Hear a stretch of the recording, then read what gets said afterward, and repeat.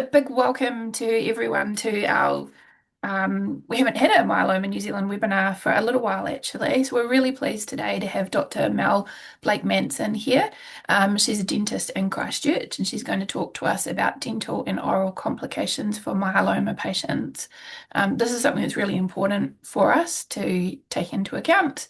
And what we will do is Mel's going to do her presentation and then we'll have time for questions at the end. Feel free. You should all let me know if you can't, but there should just be a little chat thing along the bottom if you're on a computer. If you're on a phone, might be on the side or along the bottom. And you can just put your questions into that chat. Mel will be able to see them. It might be something that she can actually weave in as she's going, but if not, we'll try and cover them all off at the end. Okay, all right. Well, I will turn my camera off and then hand over to you, Mel. Nicola. Hi everyone, well welcome to this webinar on dental and oral complications for myeloma patients. Let's get into it.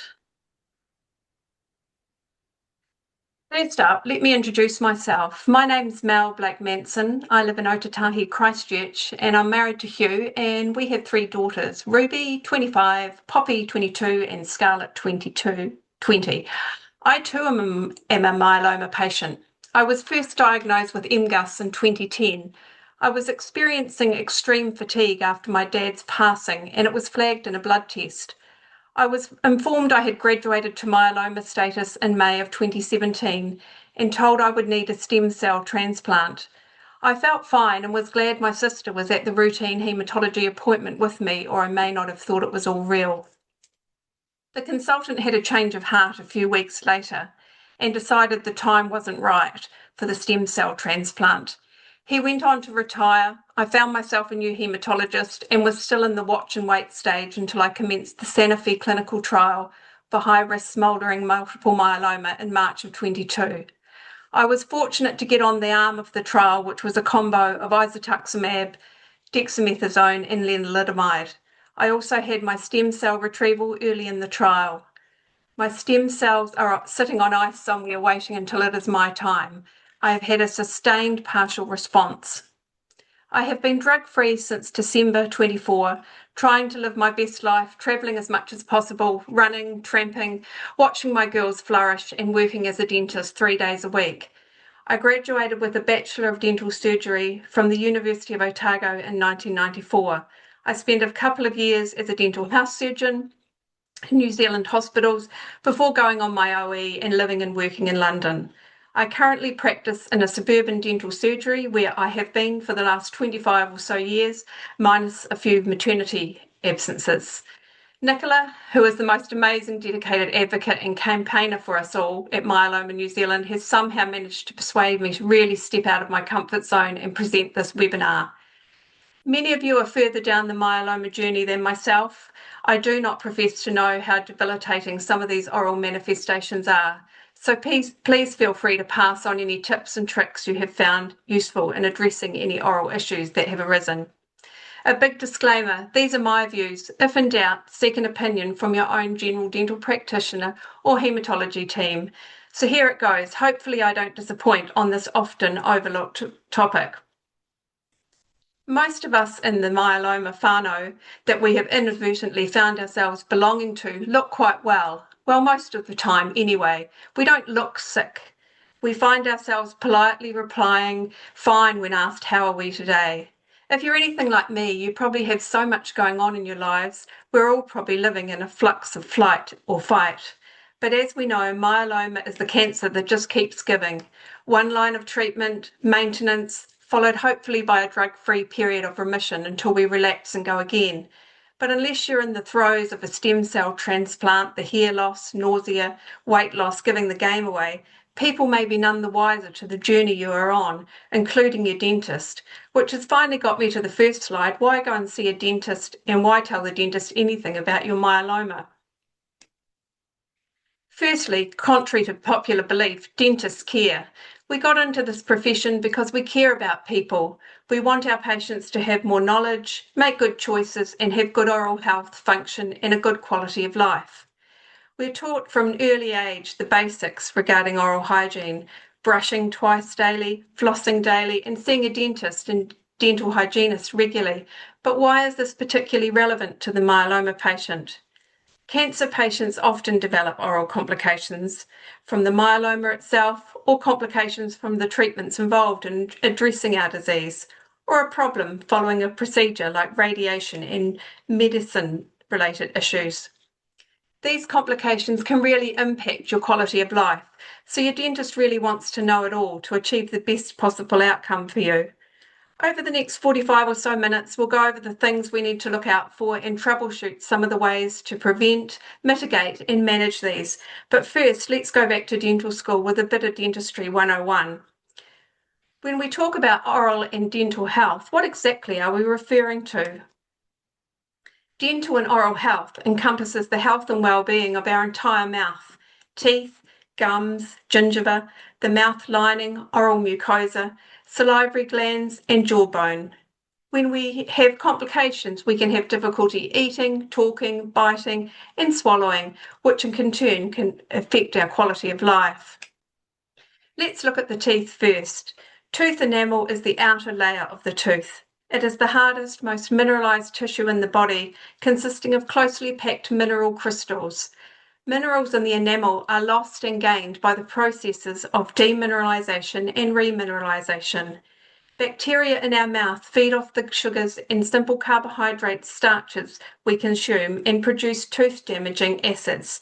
This process is called demineralization. Conversely, fluoride, calcium, and phosphate can cause the crystalline structure to regrow, a process known as remineralization. This can result in the repair of the early tooth decay lesion. It is a real balancing act. The less mineralized porous layer of tooth beneath the enamel is called the dentine. Dentine is a yellowish bone-like matrix made up of largely inorganic materials, namely hydroxylapatite, calcium and phosphate, and organic collagen and proteins and water. It consists of thousands of microscopic channels called dentinal tubules with nerve endings connecting directly to the inner pulp. Dentine is permeable, and as a result, dentine has an increased rate of dental decay and an increase in the sensation of pain, making dentine more prone to tooth sensitivity. The pulp is the living part of the tooth, which contains blood vessels, nerves, and connective tissue. The pulp provides nourishment and hydration to the tooth and is responsible for dentine formation. When the pulp becomes inflamed and infected from dental decay or trauma, it can cause significant pain and discomfort. The cementum is the thin layer that covers and protects the root surface. It is made of a hard connective tissue and has similar physical, structural, and chemical properties to that of bone. There are fibers that project from the cementum and attach it to the alveolar bone. These are called the periodontal ligament fibers. This ligament provides support and helps anchor the tooth in the socket, and also acts as a shock absorber during movement when chewing. The oral mucous membrane, or oral mucosa, is the lining of the mouth. Anatomically, it is located between the skin of the lips and the pharynx. It is continuous with the rest of the gastrointestinal mucosa. It consists of two distinct layers, a covering epithelium and an underlying connective tissue. It has three functions, namely protection, sensation, and secretion. It functions as a protector of the deeper tissues of the oral cavity. Sensory receptors in the oral mucosa respond to pain, temperature, and touch, and the tongue has the taste buds. Reflexes such as swallowing, gagging, and salivating are also initiated by receptors in the oral mucosa. The oral mucosa has many long ducts within it to allow the secretions to pass through from the distant major salivary glands. Minor salivary glands are associated within the oral mucosa. Saliva is one of the most important defenses for teeth and gums. Saliva is produced in the salivary glands. There are three paired main salivary glands: the parotid, the submandibular, and sublingual glands, and hundreds of minor salivary glands located mostly in the lips, palate, tongue, and inner lining of your cheek mucosa. Saliva has a number of roles in maintaining a stable oral environment. It has a cleansing role, rinsing and removing food particles, and a protection role, lubricating the mucosa. preventing discomfort and pain. The enzymes in the saliva also aid in the digestion of food before entering the stomach. The benefits to the teeth are twofold. Calcium, fluoride, and phosphate ions in the saliva help keep the surface of the tooth strong, and saliva has a buffering effect, neutralizing the acids produced by plaque following eating, protecting the tooth surface. The alveolar bone, also referred to as the alveolar process, is the thick ridge of bone containing the sockets of your teeth in your upper jaw, maxilla, and lower jaw mandible. The alveolar process contains an area of compact bone adjacent to the periodontal ligament and supporting bone, which in turn has components including blood vessels, nerves, fibers, cells, intracellular spaces, and lymphatics. Plaque, also known as biofilm, is a soft, sticky, colourless to pale yellow film of bacteria that builds up on your teeth within minutes of eating. It is always growing on your teeth, hence the need for twice daily brushing and cleaning between our teeth, referred to as interdental cleaning. Plaque can also calcify, harden, and is referred to as calculus or tartar. Calculus often stains yellow, brown, and black, and is more noticeable than plaque. It is a mineral deposit that develops due to the exchange of calcium and phosphate ions in the saliva. It hardens within 24 to 72 hours. It can develop both above the gum, supragingivally, and subgingivally, under the gum. It cannot be removed at home and requires a visit to your dentist or dental hygienist. Now that we've covered some of the definitions, let us look at what a healthy smile looks like. Healthy gums or gingiva are pale pink in colour, firm around each tooth, and they provide a great foundation for the teeth. They do not bleed when brushed with a soft toothbrush. The first signs that something is going amiss with the gums is when gingivitis develops. Gingivitis is mild inflammation that develops if the plaque is not being removed effectively. The first signs may be a little blood in the basin after spitting when brushing. Gingivitis is reversible. When untreated, gingivitis can advance to periodontitis, gum disease. Over time, the bacteria in the plaque accumulates and can go under the gum line. Toxins produced by the bacteria initiate an inflammatory response, which is destructive to both the soft and hard tissues supporting the teeth. Periodontitis is distinguished from gingivitis by the depths of the gum pockets when measured with a dental periodontal probe, and loss of the supporting bone. Visible signs of periodontitis include swollen, tender, puffy gums that are often bright red or have a purplish hue, and they bleed easily. The gums can be detached from the tooth, and there may be more tooth seen as the gums recede. Another thing you may notice when periodontitis is present is a buildup of calculus, wobbly teeth with the gaps between the teeth getting bigger, the presence of pus or suppuration, halitosis, bad breath, and a change in the bite, occlusion, how the teeth come together. There are different risk factors are also, I jumped one, sorry.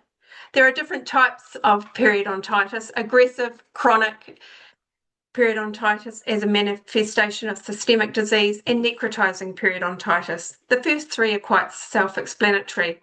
Necrotizing periodontitis, previously known as trench mouth due to its prevalence during the war with the soldiers in the trenches, is characterized by severe, rapid, painful gums, causing necrotic, ulcer-like crater defects in the interdental papilla, the triangular piece of gum tissue between each teeth. Profuse bleeding of the gums and an unpleasant odour is noted. Periodontal disease is further staged or classified according to the severity and extent of progression. Risk factors are also taken into account in the staging and treatment planning and management of periodontitis. Risk factors include smoking, vaping, recreational drug use, poor nutrition, obesity, genetics, hormonal changes, conditions that lower immunity like cancer, uncontrolled diabetes, HIV, and other systemic diseases such as rheumatoid arthritis, Crohn's, and dry mouth induced from medications.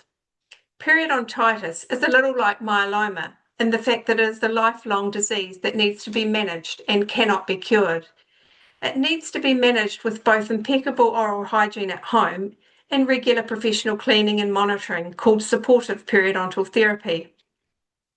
A referral to a gum specialist, periodontist, may be indicated in advanced cases for surgical active periodontal therapy to allow thorough root surface debridement, or known as scaling. Oral health is an important part of one's overall well-being. Traditionally, dental and oral health has largely been considered in isolation, but a growing body of research has highlighted an intimate connection between oral health and other health conditions. Periodontitis causes chronic inflammation, allowing harmful bacteria to enter the bloodstream, which in turn can travel to other regions in the body. Much more research is required in this area, but there has been shown a connection with heart disease, irritable bowel syndrome, diabetes, rheumatoid arthritis, and Alzheimer's, just to name a few. We also want to avoid dental decay, known as dental caries, which is a time-dependent process which can be illustrated by this equation. The bacteria in the plaque, cariogenic bacteria, mainly called streptococcus and lactobacillus, thrive in the sugar-laden foods and simple carbohydrates we eat, producing enamel-damaging acids, primarily lactic acid. Dental caries or decay develops when plaque is not removed regularly. The acids produced can weaken the enamel. The acids can work through the enamel into the dentine and down to the pulp or nerve of the tooth. This can result in a bacterial infection, which can be painful. Dental caries can develop on the pits and fissures of the biting occlusal surfaces of the teeth, on the smooth surfaces, namely the tongue, lingual, cheek, buccal, lip, labial, and interproximally between the teeth, as well as on the more vulnerable dentine porous exposed root surface.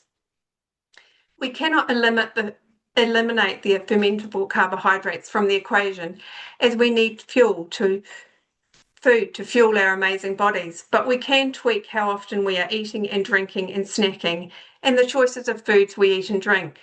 The longer we wait between eating and drinking allows our body's natural buffering system, the saliva, to buffer the tooth-damaging acids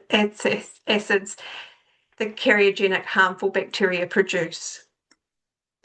This graph, known as the Stefan curve, shows the pH or the acidity of the plaque over time and demonstrates the potential for dental decay.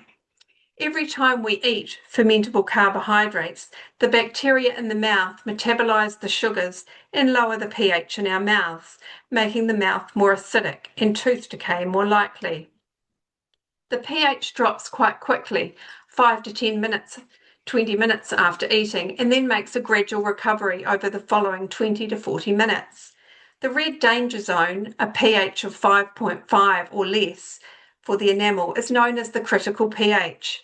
At a pH below this level, demineralization occurs. If no other foods or drinks are consumed, the saliva can buffer and neutralize these acids and rise back up to the safe zone to reach a neutral pH of 7, where remineralization conditions are ideal. A normal mouth has a pH of around 6.2 to 7, with 7 being neutral. But on the contrary, if continual snacking or the drinking of fluids high in sugar or acid prevails throughout the day, the mouth can spend a fair proportion of the day in the red tooth-damaging zone. The main culprits when it comes to drinks are soda, energy drinks, fruit juices, flavoured milk, which are high in sugar, and sugar-laden cups of tea and coffee. It is important to note that the critical pH is much higher for the exposed dentine root surfaces when we have gums that have receded, thought to be in the vicinity of 6.2 to 6.7, so the root surfaces of our teeth are far more vulnerable to these acid attacks. By increasing the interval between the snacking, it allows the oral environment to recover from this acid attack and remineralization to occur. It's not just the frequency of eating and drinking that we have control over, we also have control over the food choices we make. A diet low in simple carbohydrates and rich in essential nutrients such as whole foods, fruit and vegetables supports overall health. The consistency of the food also plays a role. Try to avoid sticky foods that linger in the mouth and are not cleared efficiently. Keeping hydrated with water is important, especially between meals. Another way to get out of the red zone earlier is to chew sugar-free chewing gum for 20 minutes or more. This increases the quantity of saliva, buffering the acids produced by the bacteria quicker. Going back to the dental equation again, the other factor we have control over is the dental plaque. Effective plaque control is a must. So now that we've all passed Dentistry 101, we'll look at what makes us special as myeloma patients when it comes to oral health. That's why we need a little recap on myeloma. I feel like everyone on the webinar will well and truly have a grasp of myeloma, but let's quickly go over the bare basics. If you are watching, more than likely you or someone you hold dear has been given the diagnosis of myeloma. Myeloma is a blood cancer of the plasma cells. The bone marrow is largely responsible for blood cell production, the three main types of blood cells being the red cells, erythrocytes that carry oxygen around our body, the platelets, thrombocytes, are the cells that clump together forming a plug to stop bleeding when a blood vessel is damaged, and our white blood cells, which are a group of cells in our blood that give rise to our immune response. These all originate as a stem cell in the bone marrow. Plasma cells are derived from a type of white blood cell, the B cell lymphocyte. Healthy plasma cells produce antibodies, immunoglobulins, that form part of our immune response to help fight infection. But in the case of us, the myeloma patient, developing plasma cells have DNA damage, and the resulting abnormal plasma cell or myeloma cell make an abnormal immunoglobulin, M protein or paraprotein, that has no function and builds up in our blood and urine. These excess immunoglobulin fragments give rise to kidney damage. Myeloma cells crowd out the bone marrow, reducing the production of the three types of healthy cells. This can lead to lower blood counts for white cells, red cells, and platelets. This is why we are always getting blood tests to see how we are tracking. Today I will concentrate on our lowered hemoglobin, platelet, and white cell counts. Hemoglobin is a protein that the red blood cells use to carry oxygen. When we have a low hemoglobin count, we have less protein that the red blood cells need to deliver oxygenated blood from the lungs to the other parts of the body. This can result in anemia, signs of fatigue, dizziness, a shortness of breath. A blood transfusion or erythropoietin injection may be required to stimulate more red blood cell production. A platelet count measures our number of platelets, giving an indication of how our blood will clot. If we have a lowered platelet count, it is known as thrombocytopenia. We may bruise easily, experience nosebleeds, bleeding gums, or prolonged or excessive bleeding following an injury. The white cell count measures all of our white cells in our blood. A lowered than normal white cell count would indicate our immune system is compromised and we would not be able to fight infections, the same as a healthy individual. Absolute neutrophil count measures the level of this particular type of white cell. The neutrophils are one of the first cells to the battleground when needed to defend against infection. A lower than normal neutrophil count is known as neutropenia. Myeloma patients are more susceptible to infection due to the reduction in the production of healthy white blood cells, the presence of the abnormal immunoglobulins, M proteins, that do not fight infection, and the immunosuppressant nature of many of our treatment modalities. Of particular note to us is the conditioning treatment that is high-dose chemotherapy prior to stem cell transplant, CAR-T therapy, and radiation therapy. Corticosteroids, dexamethasone, and prednisone, which are both routinely prescribed for myeloma patients, also can suppress our normal immune response. So what does this mean for our mouth and our oral environment? Unfortunately, oral complications are not rare. It has been reported up to 40% of those receiving chemotherapy and more than 75% of patients who have had a stem cell transplant have oral complications, with the numbers with oral complications following head and neck radiation for cancer even higher. Sometimes oral complications arise and they become so severe the decision is made to alter the treatment dose, to change the schedule of treatment, delay treatment, or cease treatment altogether. As previously mentioned, myeloma patients can develop oral complications from the illness itself, complications from treatments, or a problem following a procedure. We'll go through some of the issues in turn and then look at the management of these oral complications. We will cover inflammation, infection, dry mouth, bleeding, MRONJ, known as medication-related osteonecrosis of the jaw, bone lesions of the jaw, and radiation to the head and neck. First up, inflammation. Unfortunately, myeloma patients are prone to inflammation of the gums, which can lead to gingivitis and periodontitis, as discussed earlier, and also oral mucositis, which presents as painful oral sores with inflammation, redness, swelling, and warmth, with or without areas of white pus. Increased mouth mucus and thickened saliva is also noted. Some chemotherapy drugs, particularly those administered prior to a stem cell transplant, like high-dose melphalan, can cause these painful inflamed lesions. Chemotherapy drugs slow and stop fast-dividing cells, such as cancer cells. Unfortunately, these don't stop there, harming normal, fast, healthy growing cells like those in the lining of the mouth. The mucous membrane breaks down and ulcerates or blisters. Immunomodulatory drugs that change how our immune system works, like lenalidomide, can also cause inflammation and make us more susceptible.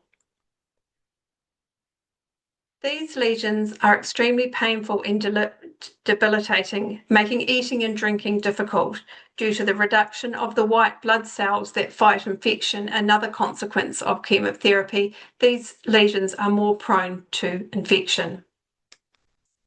And that brings us to infections. Infections, fungal, viral, and bacterial, are more prevalent in myeloma patients due to the low white cell count, damage to our oral mucosa, and dry mouth.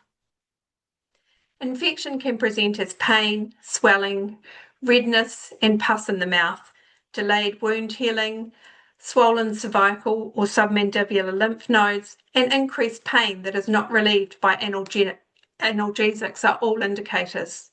These infections need to be promptly addressed as they can travel throughout the bloodstream to other parts of the body. If you have a temperature of greater than 37.5 or less than 36, it needs prompt action. Other signs of systemic infection include a general feeling of malaise, fatigue, shivering, increased heart rate, low blood pressure, sore throat, shortness of breath, cough, confusion, rash, and new diarrhea. Viral infections, including herpes simplex, which can cause cold sores, and herpes zoster, which can cause oral shingles. These viral outbreaks are triggered by the herpes virus for those of us that had chickenpox as a child. Shingles takes advantage of our weakened immune system and reactivates the dormant virus in our system, travelling through a nerve pathway to an area that nerve supplies. Oral shingles is highly contagious and presents as red, painful, fluid-filled blisters. Prior to the eruption of the blisters, shingles may present as a toothache and a burning, tingling sensation or irritation to the oral mucosa. You may also have a fever, headache, and fatigue. Post-herpetic neuralgia, a chronic, often debilitating pain, which can be stabbing, shooting, or burning in the area previously affected, can last for weeks to months or even years following infection. The earlier antiviral medication is commenced, the better. Fungal infections, probably the most common one is oral thrush or Candida. Candida is a common yeast found in our skin and mucous membrane. It is an opportunistic pathogen, meaning it gets us when we are down, when our immunity is low and the environmental balance is disrupted. Oral thrush presents as white patches on the tongue and the oral mucosa that cannot be wiped away. It may cause a burning sensation and be painful. Fungal infections can also be a sign of vitamin B12 deficiency, folate, or iron deficiency. Denture stomatitis is a bacterial or fungal infection that presents as redness in the area of the mouth where the denture sits. And angular cheilitis, also a bacterial or fungal infection, presents as a red inflamed sores or cracking at the corner of the mouth. Other bacterial infections include periodontitis, gum disease presenting as bleeding gums, bone loss, and wobbly teeth, and bacterial infections from dental decay. Dental decay symptoms include toothache-like pain. This can present as a sensitivity to hot, cold, sweet stimuli, a sharp pain that stops following stimulus removal, severe spontaneous throbbing pain that radiates, pain on biting, and swelling, localized, a pocket of pus as in the case of a dental abscess, or when their bacteria travels through the bone into the soft tissues of the face, jaw, and cheeks, as in the case of a facial cellulitis. The swelling of a facial cellulitis can travel through different planes of the facial structures towards the airway or eye. Signs of a facial cellulitis are facial asymmetry. The overlying skin may be red, tight, and hot and tender to touch. You may have difficulty opening your mouth fully and generally be feeling unwell with a fever and fatigue by this stage. A cellulitis originating from a tooth can be very serious, resulting in intraoral swelling affecting the ability to swallow and breathe, and can enter your bloodstream, resulting in sepsis. This is an emergency life-threatening situation. Surgical drainage and removal of the source of the infection under general anaesthetic, IV antibiotics, and close follow-up is required. Dry mouth, known as xerostomia, is an issue for myeloma patients. Xerostomia presents as a parched, dry mouth with a dry, grooved tongue. The saliva appears thick and stringy, and the throat can be hoarse. You may notice a change in taste, bad breath, and have difficulty eating, speaking, and swallowing, and have trouble wearing your dentures. Many medications are known to reduce salivary flow or reduce the quality of saliva and give rise to xerostomia, as does radiation to the head and neck. Polypharmacy is also another main contributor to dry mouth. Polypharmacy, as the name suggests, is a term used to describe many medications, usually 5 or more, taken concurrently to address a chronic health issues. Polypharmacy is very prevalent due to our aging population.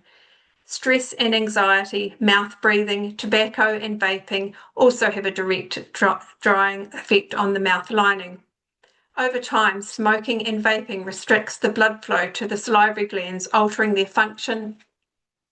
Uncontrolled diabetes can also lead to dehydration, as does alcohol and caffeine, both diuretics that encourage fluid loss. With dry mouth, plaque can build up along the gum line and on the surfaces of the teeth, resulting in red, swollen, bleeding gums. And with the bacteria in the plaque not being washed away, this can result in an unpleasant odour. Dry mouth also decreases the natural cleaning and buffering properties in the mouth, resulting in an increased risk of dental decay. More time in the red on our Stefan's graph. Dry mouth also increases the risk of infection with delayed wound and bone healing. Myeloma patients experience increased bleeding due to a decreased platelet production as our myeloma cells crowd out the bone marrow, or due to a side effect of our chemotherapy medications that can temporarily lower our platelet counts. This can result in the need to reduce the dose or defer treatment until the platelet levels recover, or we may require a platelet transfusion. And some of us may have been prescribed other blood-thinning medications. Some medications that play a role in myeloma treatment can increase our risk of a deep vein thrombosis, pulmonary embolism, stroke, and heart attack, so a blood thinner may be indicated for this or due to other health comorbidities, that is, other health conditions you may have additional to myeloma. Some of the more common medications are listed on the slide. As mentioned, platelets are the blood cells that play a crucial role in clotting. When we have a lowered platelet count, thrombocytopenia, we can experience prolonged or excessive bleeding after dental procedures, bleeding at the corners of the mouth, spontaneous bleeding of the gums, and oral hemorrhagic lesions. single small purpura or multipetechial hemorrhages or bruising and hemorrhagic blisters or bullae. These blisters can become secondarily infected. The most vulnerable areas are those prone to trauma: the cheeks, the lips, tongue due to biting, and the junction of the hard and soft palate, roof of the mouth for denture wearers. Medication-related osteonecrosis of the jaw, or MRONJ, is a serious but thankfully rare complication linked to bone-modifying drugs, bisphosphonates, and the monoclonal antibody densomib. Bisphosphonates are a class of drugs that can help bones stay strong and prevent bone loss. They are often prescribed to myeloma patients to slow down the destructive bone loss that can result from the disease. You may have been prescribed some of these medications: pimodronate, zoledronic acid. Densomib is a monoclonal antibody also used in myeloma treatment, which binds to the protein on the cell of some of the bone cells and strengthens bone and prevents cancer cells growth. Osteonecrosis comes from the word osteo, meaning bone, and necrosis, which means cell death. It is a condition that occurs when an area of the jawbone is exposed without the covering of the oral mucosa, mouth lining. Exposed bone has no blood supply and it can subsequently die. Osteonecrosis can occur spontaneously, but it is more likely following an invasive dental procedure like a dental extraction. A diagnosis of MRONJ is reached when the patient has a history of anti-resorbative medication, an area of non-healing exposed necrotic bone which has been present for at least 8 weeks. The patient must also have no history of radiation to the jaws or metastatic disease of the jaws for the diagnosis to be reached. Typical signs of MRONJ include an area of exposed bone in the mouth, a non-healing extraction site, pain which can radiate to your ear, temple, or neck on the same side as the tooth extraction or surgery, swelling, pus, an altered sensation, paresthesia, a bad odour or taste, or other teeth becoming loose. If any of these symptoms need to be addressed in a timely manner, so seek an opinion from your dentist. Your risk profile of developing MRONJ is dependent on the mode of administration of the medication, infusion carrying a higher risk than oral tablets, the duration of the treatment, the longer the treatment duration, the higher the risk, and the invasive nature of the dental procedure. Dental extractions, implant placement, and periodontal gum surgery all carry a risk, but routine dental restorations and cleaning do not. Also not great news for us is that myeloma medications, including bortezomib, corticosteroids, and lenalidomide, have been shown to have a cumulative exacerbating role in MRONJ with prior zoledronic acid administration. Other risk factors are smoking, vaping, poor oral hygiene, pre-existing inflammatory dental disease, and a concurrent systemic disease which requires management with corticosteroids, anemia, and diabetes. A genetic link has also been suggested. I know you will be all interested to know your own risk profile for MRONJ. It is very individual and takes into account any risk factors you may have, the mode and duration of treatment, and the procedure. The literature has offered a number of statistics, but the general consensus appears to be an incidence of MRONJ of 5 to 10% in myeloma patients. It has been noted that following bisphosphonate administration, 50% of the drug is excreted by the kidneys relatively quickly. The remaining 50% binds to the bone mineral with a high affinity, with a retention that can exceed 10 years. So our risk does not miraculously drop off when we cease treatment. This is not to be confused with a dry socket known as alveolar osteitis. This occurs when the blood clot at the extraction site doesn't form, has been lost, or dissolves before the wound has time to heal. This typically happens 2 to 4 days after a dental extraction. The resulting empty socket has an underlying bone and nerves exposed. The surrounding gum can get inflamed and swollen, and the socket can fill with food, giving more pain. If in doubt about any healing following a dental procedure, seek a professional opinion early. Bone lesions. 90% of patients with multiple myeloma develop bone lesions during the course of their illness, mainly in the flat and long bones. Proliferation of the abnormal plasma cells in myeloma patients stimulates atypical maturation of the osteoclasts, which in turn function abnormally. The osteoclast function is to dissolve old and damaged bone tissue so that it can be replaced by the new bone cells created by the osteoblasts. Myeloma destroys the balance between the bone formation osteoblasts and the osteoclast resorption process, and osteolytic lesions result.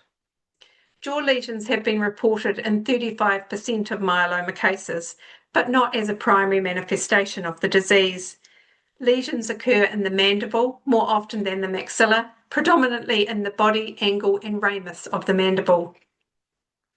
Oral signs of bony lesions include jaw pain, swelling of the jaw, facial asymmetry, numbness, bleeding, dysphagia, difficult swallowing, loose teeth, and jaw fractures. They show up on the radiographs as unilocular or multilocular radiolucent dark areas in the jaw. Therapeutic radiation for myeloma aims to destroy myeloma cells in the bone, which can reduce swelling and pain and slow down bone loss. Head and neck radiation may directly damage the oral soft tissues, bone, and salivary glands. These effects can be both acute and chronic, transient and permanent. Radiation-induced dry mouth changes the balance of the normal bacteria in the mouth and the quantity and quality of the saliva. Rampant dental decay and active gum disease are real possibilities due to the lack of saliva's protective effects.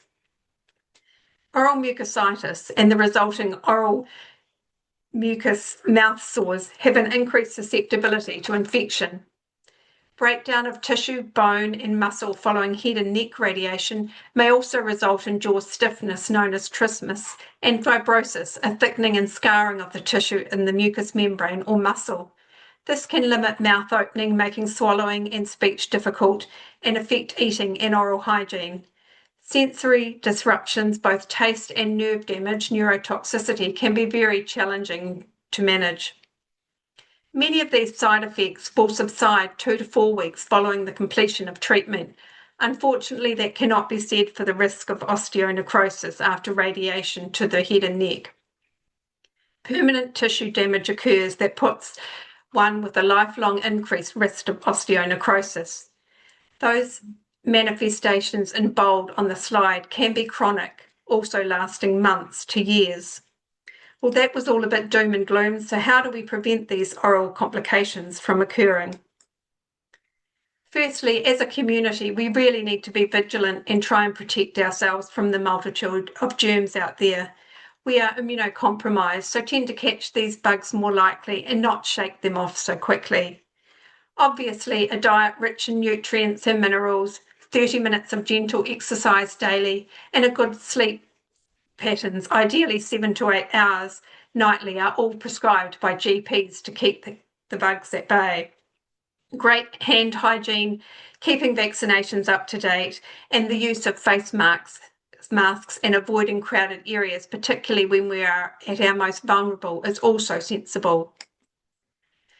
The good news is that we have some control and steps can be taken to help prevent, mitigate, and manage the oral complications. First of all, it is important to keep the mouth, gums, and teeth clean. Brush teeth at least twice daily for 2 minutes, especially first thing in the morning and before bed with a soft toothbrush or an electric toothbrush. Brush with a fluoride toothpaste with at least 1,000 parts per million fluoride. Ideally toothpaste with a mild taste, as some flavourings may irritate the mouth. Do not rinse after brushing, just expel the excess into the basin. Clean the spaces between your teeth, gentle flossing with the aid of an interdental brush. Interdental brushes are little cylindrical or Christmas tree-like bottle brushes attached to a short or long handle. Use the brush by pushing the brush portion through the gap between the teeth 5 to 6 times to ensure plaque and food debris is removed. Interdental brushes come in various sizes to accommodate all. Your dentist or dental hygienist can advise you what best suits your needs. Dentures should be Sorry. I was click happy. Dentures should be removed and rinsed after eating and thoroughly cleaned daily with a soft toothbrush or denture brush with a mild soap to remove food debris and decrease the bacterial load. A denture brush has a distinct shape with two head shapes, one for cleaning the smooth surfaces and the other for getting into the nooks and crannies. It is best to avoid conventional toothpaste as they can be too abrasive and can deteriorate the acrylic denture. Soak dentures overnight in a denture cleaner like Sterident or Polydent. Follow the manufacturer's instruction and rinse thoroughly prior to inserting. It is important to give your oral mucosa a rest period overnight, boosting circulation and minimizing the risk of fungal infections. Do not use hot water when cleaning or soaking your denture, as this can distort the shape of your denture. Handle your partial denture with care to avoid damage to the clasps. Avoid any do-it-yourself repairs, as your dentures to the metal clasps may weaken and snap off. Ensure dentures, partial or full, are a good fit to minimize trauma to the oral mucosa. Your dentist or dental technician may recommend a new denture or a reline to get a more snug fit. Use lip balm to keep your lips hydrated. Visit your dentist annually so any problems can be detected and addressed early. Pay attention to your diet and particularly the frequency of consumptions of those fermentable carbohydrates and acid and sugar-laden foods and drinks. We want less time and fewer dips into the danger red zone of our Stefan's curve. To keep our myeloma challenged immunity functioning at its optimum, it is best to have these things: a well-balanced, nutrient-rich diet with essential vitamins and minerals, get adequate vitamin D, sunshine or supplement, and calcium to keep the bones and jaws strong. Avoid smoking, caffeine and alcohol. Stay well hydrated. Water is the best choice, especially between meals, and consider a sugar-free chewing gum for 20 minutes or more to stimulate saliva. All myeloma patients should have a pre-treatment oral assessment. This assessment will identify infection and any potential causes of infection. It will assess fractured fillings, dental decay, gum disease, loose fillings and crowns, and ill-fitting partial and full dentures. These findings can then be addressed prior to treatment commencing to reduce the risk of oral complications and infections going forward. This will require removing any compromised teeth, treating infections, and optimizing oral health. This is frequently referred to as having the patient dentally fit. A discussion between the dentist and the patient can be had about what complications could arise, how to minimize the risk of complications, tailored supportive and preventative adjuncts for management of complications, the requirement for great oral hygiene, and decide upon an appropriate recall period. In the main centres, if capacity allows, myeloma patients are seen by the hospital dental team for an assessment and a one course of treatment prior to a stem cell transplant to ensure the patient is dentally fit. For those living in provincial New Zealand or rurally, you may be directed to your local general dental practitioner for this assessment and treatment, or you may have the opportunity to travel to a main centre for this in a hospital setting. It is important when you visit the dentist that you give a full account of your disease, a detailed medication list prescribed and supplements, a list of any known allergies, any drugs that you have had an adverse reaction to, any surgeries or procedures you have had, like a heart valve replacement, stents placed, any prosthesis like a joint replacement, pacemakers you may have had, and detailing any episodes of prolonged bleeding.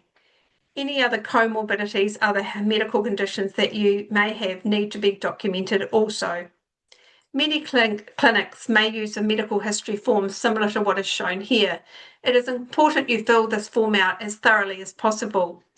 When it comes to medications, many of my patients bring in their blister packs, medication bottles and boxes, and some of my polypharmacy patients have a yellow card with all their medications listed.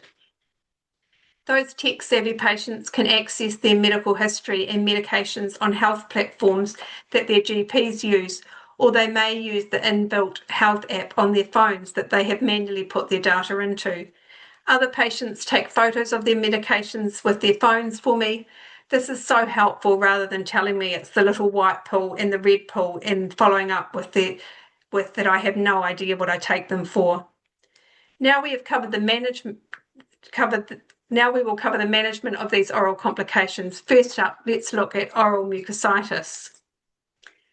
During treatment, we may need to take even more care, especially if you develop oral mucositis, making eating, swallowing, and talking more challenging. Choose a healthy, nutrient-rich foods that are mild, soft, and easy to chew and swallow. Consider pureeing foods and moistening foods with gravy, butter, and sauces to aid digestion. Avoid foods that are spicy or high in acid or crunchy to help minimize trauma to the oral mucosa. Allow food and drinks to cool down prior to eating and drinking. Remove any dentures so not to irritate the mucosa further. Stay well hydrated and regularly sip cold iced water or ice chips if oral mucositis develops. Some find the use of a straw helpful. And sucking on ice chips, particularly when the high-dose chemotherapy is being administered during the conditioning treatment prior to stem cell transplant, is mandatory. This can help reduce the risk of oral mucositis and also helps with the pain by giving you some temporary relief by numbing the affected area. In severe cases, nutritional supplement drink may be required if you are losing weight or having difficulty swallowing. Take pain relief prior to eating. Do not wait for the pain. Use salt and bicarbonate mouthwash and a lip balm regularly throughout the day. Avoid alcohol, tobacco, and vaping as this can irritate your mucosa further. And examine your mouth daily for any changes or signs of infection. Seek help immediately if you have any concerns. Optimising oral health with our pre-assessment is the best defence when it comes to management of infection. Prevention is best. That is excellent oral hygiene measures, supportive periodontal therapy with a hygienist or dentist doing some scaling, and preventative adjuncts such as being well mouth aware. If infection is present, removal of the cause of the oral infection is imperative. That is extraction of the compromised tooth, root filling if indicated, and treating gum disease promptly. Myeloma patients are often prescribed daily prophylactic preventative medications like antiviral acyclovir to prevent shingles and the combination antibiotic cotrimoxazole to prevent fungal pneumonia by a hematologist while undergoing myeloma treatment. Your dentist may also suggest other preventative adjuncts. Prophylactic or preventative antibacterial mouth rinses or oral tablets may be indicated prior to a dental procedure if our immunity is particularly compromised. If any infections arise, whether they are bacterial, viral, or fungal, they need to be addressed promptly.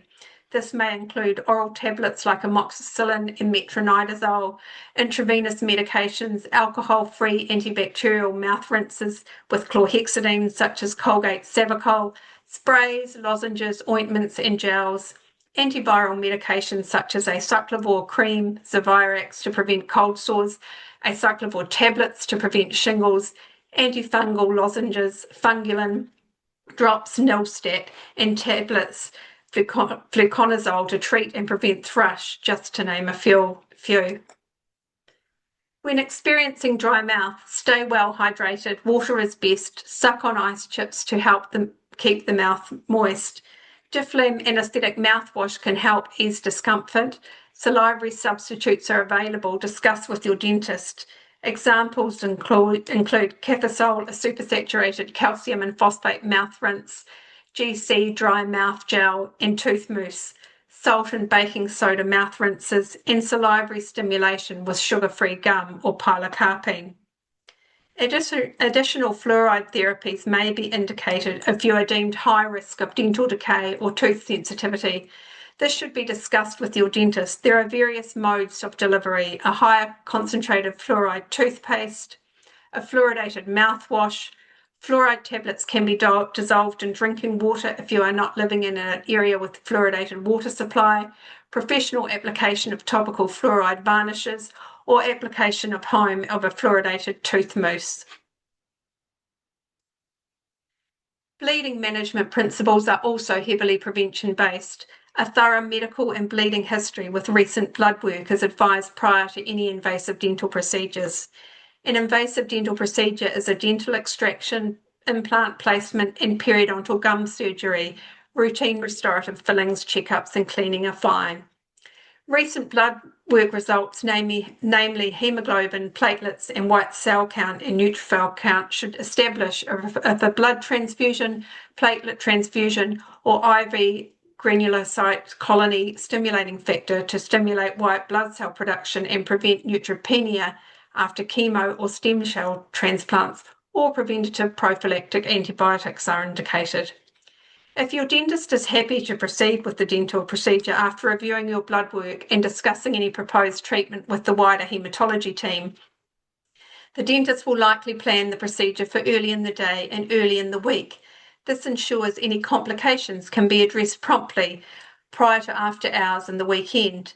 The dentist will endeavour to treat you as atraumatically as possible. For those of you that are on warfarin, your dentist will require you to get an INR at the GP or pharmacy, ideally no more than 24 hours prior to the dental procedure, or up to 72 hours if you are stably anticoagulated. If the INR is less than 4, the dental procedure can proceed without alteration of the warfarin dosage. If it is above 4, the dentist will need to discuss with the prescribing clinician. For those on antiplatelet therapy or direct oral anticoagulants, low-risk dental procedures can be undertaken without altering your medication and by using the local measures to aid with the cessation of bleeding. For higher risk procedures, your dentist may suggest you miss or delay your morning dose or see an oral and maxillofacial surgeon. Your dentist will ensure that bleeding has stopped prior to you leaving the clinic and will go over the post-extraction instructions with you. You'll be advised to avoid non-steroidal anti-inflammatory drugs like aspirin and ibuprofen, as they can increase the risk of gastrointestinal bleeding.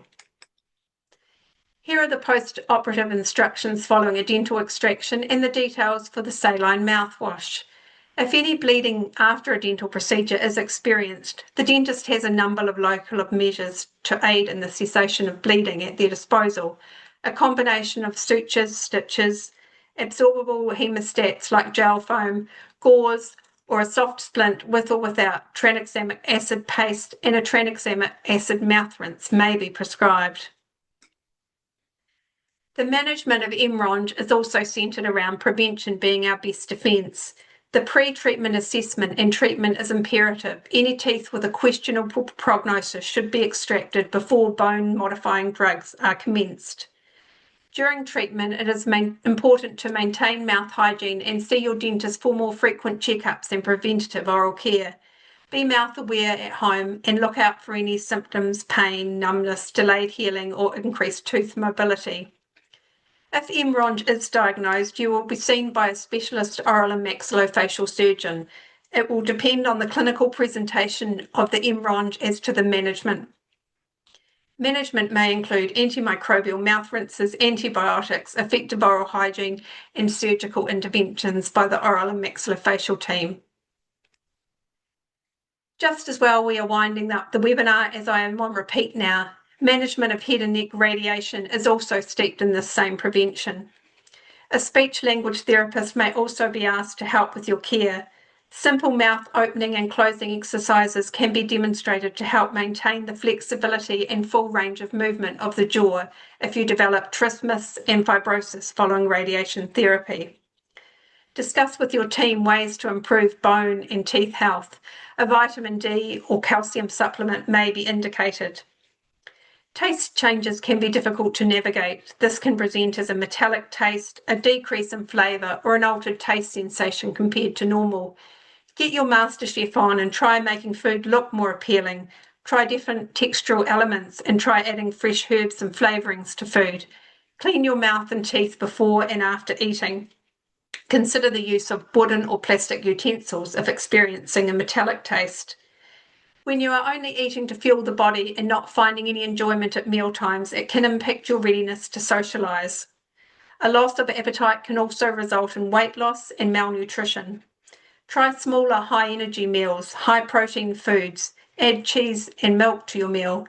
If you are losing weight or having difficulty maintaining weight or having difficulty swallowing dysphagia, let your team know. A nutritional supplement and a referral to a dietitian may be indicated if malnourished. Check your mouth daily for any changes, lumps or bumps, sores, and ask for an opinion if any concerns. Blood cancer patients require interdisciplinary holistic care. We need to touch base with the haematologist, GP, and the transplant team regarding a patient's health status in the first instance. Other health professionals may come into the fold as required. This could be a medical oncologist, oral and maxillofacial surgeon, other dental specialists, dental technicians, pain specialists, clinical psychologists, and any other consultants if the patient has other comorbidities. Oral complications can really affect our quality of life and really get us down. Patients can have difficulty with eating, speaking, and getting the daily nutrients and fuel we need to keep up the good fight. Understandably, this impacts our mental health. As a consequence, we may withdraw from social situations and feel isolated. Thankfully, we have a support network of friends, family, and health professionals to help both emotionally and practically. We also have fabulous support groups and resources available to us from Myeloma New Zealand and Blood Cancer New Zealand. We need to get better at asking for help.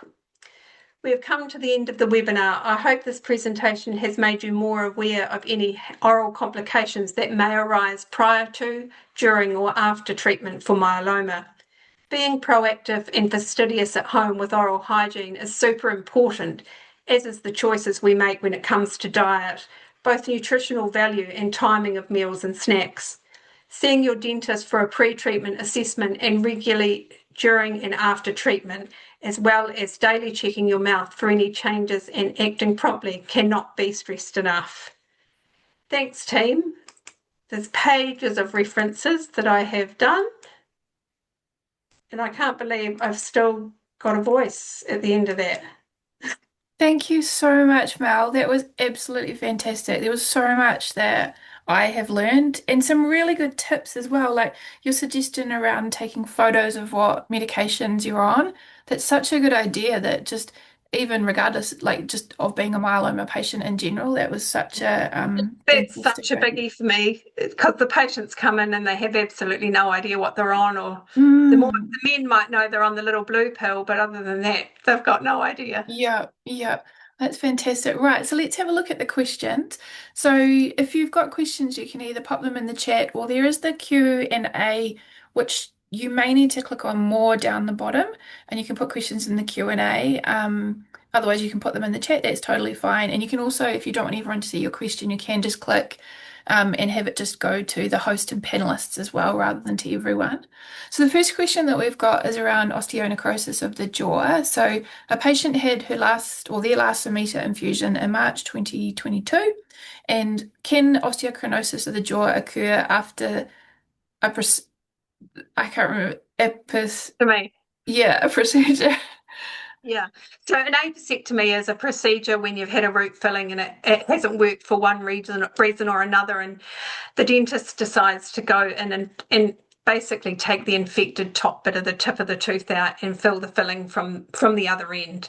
So it is an invasive procedure. There needs to be a gum flap raised, bone removed in order to find that tip of the root. So yes, and unfortunately, as I said in my presentation, that those bisphosphonates, they hang around for 10 years or more. So yes, there is a risk there. I've done quite a lot of reading trying to find this magical number, but there is no magical number because we're all quite so different, and all those other risk factors that the patient may or may not have, gum disease and being probably the big one, and poor oral hygiene. So it seems to be a bit random. Nicola and I were discussing this before, that some people tend to get it and some people don't. But yeah, That's 5 to 10%, although some studies I read said up to 20% if you'd been having bisphosphonates for longer than a 2-year duration. And what would the normal percentage of people in the general population, like, so how do we compare to just the Yeah, general population? we're up there. For the elderly patient with osteonecrosis, osteoporosis, that's on those same bisphosphonates, they've got about a 1% chance or less. Mm. So yeah, unfortunately, we've got the short straw there, team. Yeah, we're a little bit unlucky. Okay, that's great. So the next question is unflavored. So this is something actually I had thought about myself previously. Is unflavored soda water um, also to be avoided due to the pH level from the carbonic acid? So if people have got like soda stream machines that they're thinking, oh, I'm just not going to add some flavor, is that healthy? Is that a risk for our teeth? Is yes. It is, and my daughter's probably online going, Mum, but you do that. And I do that just because I drink a lot of water, plain water, non-carbonated. But if I at mealtime I want something else, I will quite often have it with a meal. So my teeth's already getting that sugar and acid attack from the foods I'm eating, and then just do water, non-carbonated the rest of the time. Yeah. Yeah. Great. Okay. So the next question, the person has said that they learnt heaps, which is fantastic. So sodium bicarb has been really helpful to my sister to help heal mouth ulcers quickly, often used as a prophylactic as well if she has been out for dinner and wasn't sure what was contained in the sauces. Thanks a lot. Yeah, That's perfect. great. Cool. And the next question, do you encourage the use of water flossers? I had surgery and radiation for tonsil cancer concurrent with myeloma induction treatment and was recommended one when my mouth was fragile and still use it on and off. I haven't had a lot to do with them, but I have got a number of patients that have purchased them, and I've noticed a huge improvement in their oral hygiene. So I'd say, yeah, I Great. haven't had to go myself. Cool. All right. And then some other questions. One of the things you talked about was people on blood thinners, about if it's a low risk procedure, they won't normally need to stop their blood thinners, but if it's a high risk one, it would. What sort of procedures are lower risk and what are higher risk? Like if we're thinking about if we're on them and we're thinking about when's a good timing, if we're going to have to stop them. Okay, well, that's really up to your dentist, but generally, a simple dental extraction, a one-off, where the dentist thinks they're going to be able to get it out without the forceps, without raising a gum flap, sectioning the tooth, putting stitches, that would be Yeah. considered, a low-risk procedure. Okay, great. But, Yeah. if you needed 8 teeth taken out, we're in the high-risk territory there. Yeah. Yeah. Yeah. Cool. All right. And for myeloma patients, this is something that sometimes comes up when people are newly diagnosed. Um, People ask if they need to see kind of a special dentist or someone who's experienced a myeloma, or is just a regular dentist okay? Look, a regular dentist should be fine. They should have enough knowledge. We're, yeah, especially around the bisphosphonates now, but you need to tell them, this is what my diagnosis is. I'm not having a stem cell now, but at some stage I will. I need to be getting dentally fit. Check me out, sort of thing. Yeah, but they should Yeah. be fine. But yeah, yep, Great. And in some parts of the country as well, just with some of the newly diagnosed people here or people who might have smouldering and might be thinking ahead, some parts of the country you go to like your own dentist for a dental checkup before a stem cell transplant. In other parts of the country, like when I went through my transplant, Wellington, I don't know if they do now, but they used to send you to the dentist at the hospital. So, it yeah. No, I did can discuss be, that with the team at Christchurch Hospital, and I said, what is the case? And ideally, I'd like to get everyone through the dental department. But realistically, because New Zealand's long and skinny, that doesn't happen, yeah. And and so just many of us capacity. go. So yeah, and there's more and more of us being diagnosed. So yeah, hopefully you'll be given that option if you live in one of the Yeah. main centres anyway. Yeah, great. And so the next question is hot water good to drink or should it be cold water? If you've got any inflammation like that, oral mucositis, I'd be staying away from anything too hot or dry mouth, to be honest. It's just going to dry you out further. Is warm water the same? Warm water is good to aid in healing with those mouth rinses with the bicarb or the salt. That warm's okay, but yeah, I mean, we're okay with a cup of coffee or a cup of tea, but I wouldn't Yeah, be soaking in it just as a drink. Just I yeah, personally have icy water in my Frank Green daily. yeah, yeah. It just made me think because I um have been having just warm water in my in my coffee cup instead of having That's coffees and absolutely tea. fine when you've got no oral complications at the moment. Hopefully. You are. As far as I know. Great. All right. What other questions? Is there any other final questions before we finish up for the day? It might be. Let me just see. I don't think we can see if anyone's typing or anything like that. All right. Well, thank you so much, Mel. That was just absolutely fantastic. Such a fantastic session. And I'm sure we've all learned a huge amount. And we're just super grateful to you both for doing the session and for the huge amount of work that you've put into this as well. I'm sure everyone else is like me, where we've learned a huge amount from it. Okay, well, thank you, Nicola, for getting me out of my comfort zone because it wouldn't have been something I would have automatically put my hand up for. Oh, you did absolutely fantastic. All right, everyone. Well, if you had any final questions that you were typing just before we finished off or anything, you can always email them through to us at admin@multiplemyeloma.org.nz and send them through to us, and we can always check in with Mel. But otherwise, it was great to have you here, and we look forward to seeing you at our next webinar.